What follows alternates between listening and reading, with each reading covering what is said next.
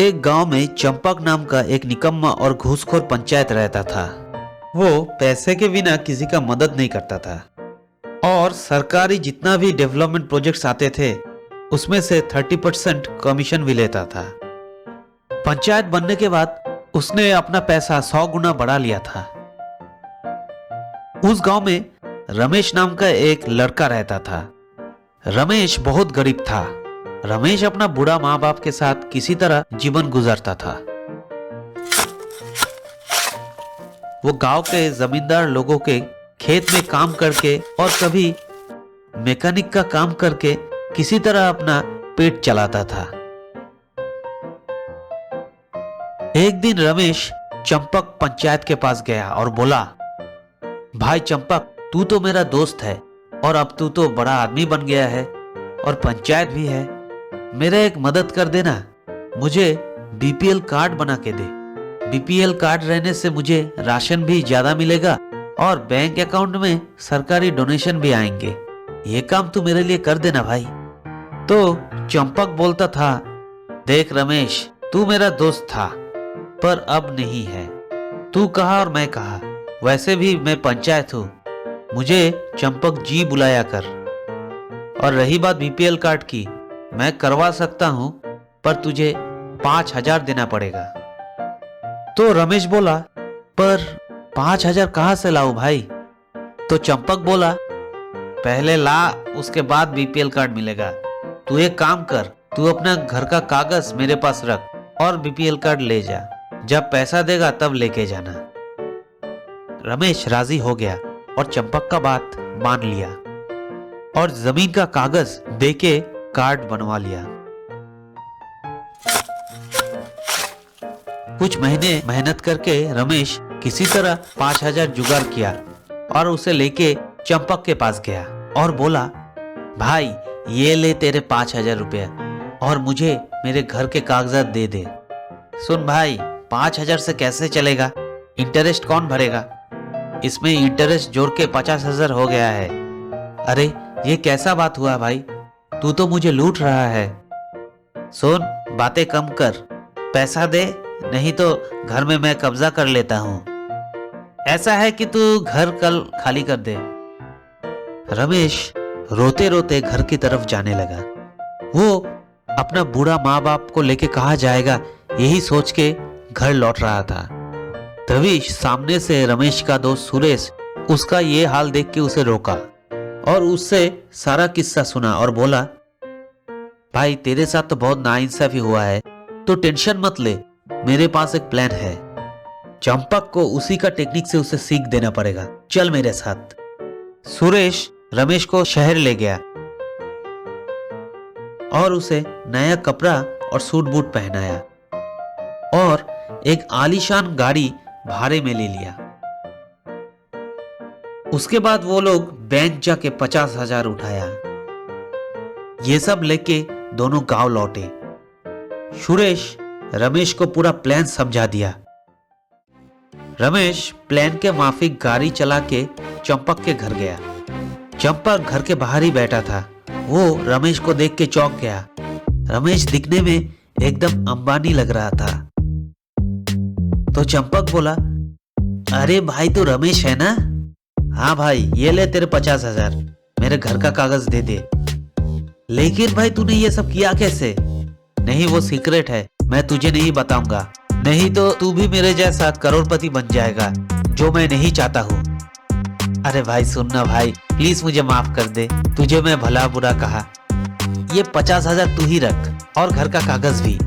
तू सिर्फ ये बता दे कि करोड़पति तू कैसे बना। अच्छा ठीक है, पर तुझे एक काम करना पड़ेगा। आज तक जितने लोगों से तूने रिश्वत लेके अमीर बना है वो सब लौटाना पड़ेगा। उसके बाद देख कैसे तुझे करोड़पति बनाता हूँ। पर सब लौटा देने से तो मेरे पास कुछ नहीं बचेगा। अरे तुझसे नहीं होगा भाई, मैं चलता हूँ। अरे भाई तू गुस्सा मत हो, कल मैं सब लौटाता हूँ। अगले दिन चंपक ने माइकिंग करवा के गांव के उन लोगों को बुलाया जिनसे वो पैसा खाया था। लोग उसके घर के सामने कतार लगा के खड़े हो गए। सब के सब बहुत गरीब थे। उस दिन पैसा लौटाते वक्त उसको सबका हालत देखकर बहुत बुरा लगा। वो पंचायत होके कहा लोगों का भलाई करेगा, उल्टा वो इन गरीबों का खून चूस रहा था। जिन गांव वालों को उसने इतना परेशान किया, इतने बुरे हाल में रहते हुए भी सबने उसको आशीर्वाद किया। उसको बहुत पश्चाताप होने लगा। सबको पैसा लौटा के वो रमेश के पास गया। रमेश बोला, अरे भाई, पूरे गांव में तो तेरे नाम का चर्चे हो रहे हैं, तूने तो कमाल कर दिया। बोल, अब सुनना है करोड़पति होने का राज? नहीं भाई, मुझे नहीं होना है करोड़पति। आज मैं करोड़पति बन चुका हूँ। मेरा पैसे की लालच ने मुझे अमीर से ज्यादा गरीब बना दिया था। शुक्रिया दोस्त, आज तूने मुझे अच्छा सीख दे दिया है।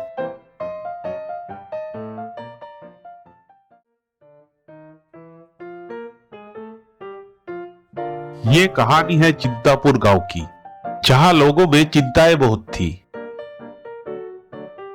किसी को लाइफ में नौकरी ना मिलने का चिंता, किसी को गर्लफ्रेंड का चिंता, किसी को बिजनेस में घाटे का चिंता, और भी बहुत सारे। ये लिस्ट खत्म नहीं होगा। तो एक दिन गांव में एक नकली बाबा जी और उनके पंटर लोग आके उपस्थित हुए। बाबा जी का नाम था गरबर बाबा। बाबा जी गांव के बारे में सुनकर बहुत खुश हुआ।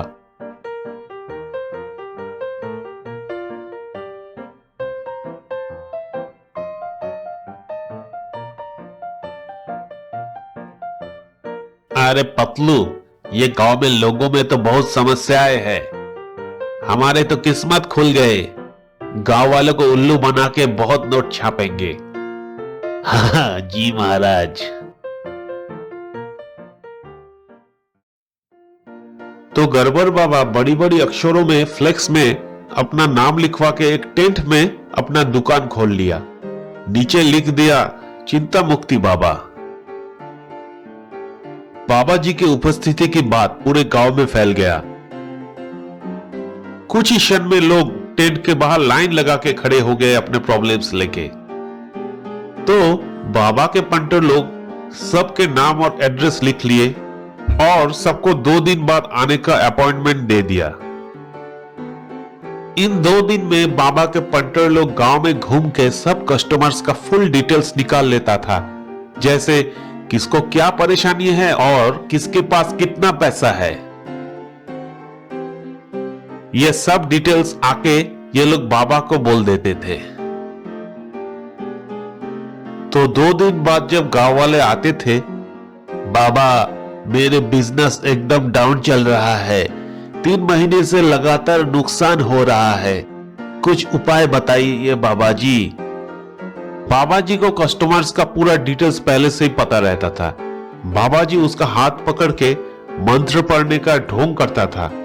तू हरिलाल का बेटा है ना? मच्छी का बिजनेस है ना तेरा? बैंक से तूने 10 लाख रुपए का कर्जा लिया है। हाँ बाबा जी, हाँ, आप तो अंतर्यामी हो। हाँ, मैं मच्छी का ही व्यापारी हूं। कुछ उपाय बताइए ना बाबा जी। तेरा भाग्य में ग्रहों का पोजीशन ठीक नहीं है। बृहस्पति अपने जगह से हिल के 69 डिग्री पे चला गया है। ठीक हो जाएगा बस, पर इसके लिए तुझे मेरे ये चिंता मुक्ति यंत्र के ऊपर सोना चलाना पड़ेगा। जितना सोना मशीन खाएगा उससे 100 गुना तेरा मुनाफा होगा अगले साल। तो ऐसे उत्पटांग तरकीबें बता के वो लोगों से पैसा या फिर सोना लाने के लिए बोलता था, और यंत्र के ऊपर रखते ही पूरा सोना या पैसा वो मशीन के अंदर चला जाता था। ऐसे वो कुछ दिनों में ही बहुत पैसा छाप लिया। ऐसे कुछ दिन चलता रहा। उस गांव में विजय नाम का एक लड़का था। वह शहर में पढ़ाई करता था और छुट्टियों में गांव में आता था। वह छुट्टियों में गांव में आके अपने पिताजी से यह बात सुना। विजय बोला, पापा, ये सब ढोंगी बाबा है। यह पूरा गांव को मूर्ख बना के लूट रहा है।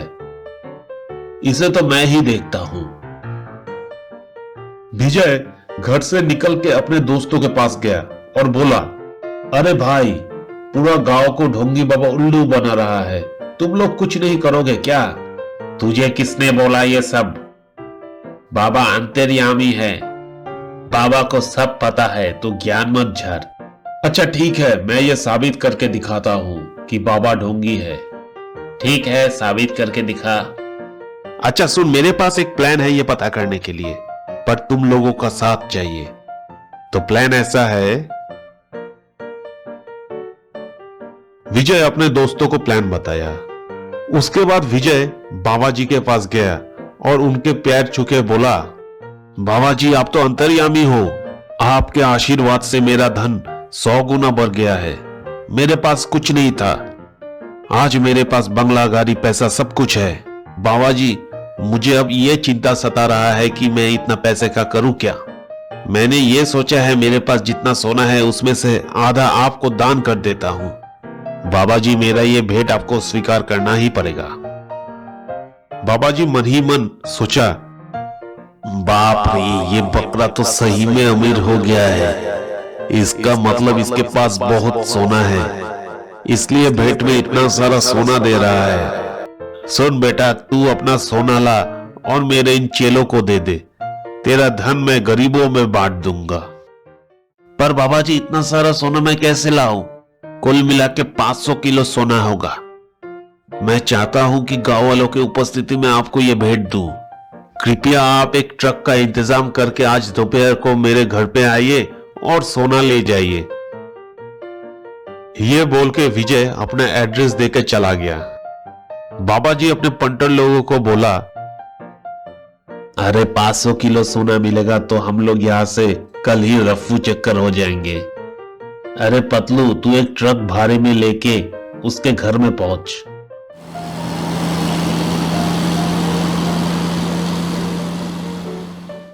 तो दोपहर को बाबा जी विजय के बताए हुए एड्रेस पे ट्रक लेके पहुंचा। वहां पे विजय, उनके दोस्त और कुछ गांव वाले मौजूद थे। आइए बाबा जी आइए, ये रूम के अंदर सारा सोना है। मैं चाहता हूं आप एक बार देख ले। बाबा जी अपने पंटर लोगों के साथ रूम के अंदर घुस गए।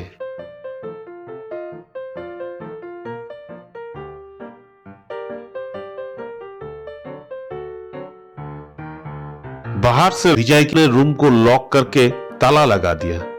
असल में उस रूम में सोने की जगह 10 कुत्ते थे।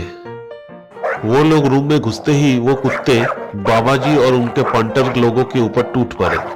विजय नजदीक जाके बोला, सुन बे गड़बड़ बाबा, गांव वालों को बता तू असल में क्या है। अगर नहीं बताया तो दरवाजा नहीं खुलेगा और जिनसे जितना लिया सब लौटाना पड़ेगा तुझे। बाबा जी सोचा, अरे जान है तो जहान है। वो बोला, हाँ मैं ढोंगी बाबा हूँ, मुझे माफ कर दो, सबका पैसा और सोना वापस मिलेगा। औ, औ, अभी दे देता हूँ सारा पैसा और कभी ऐसा नहीं करूंगा, मुझे माफ कर दो। पुलिस आके ढोंगी बाबा को पकड़ ले गए और गांव वाले भी विजय के इस काम से उसको शाबाशी देने लगे।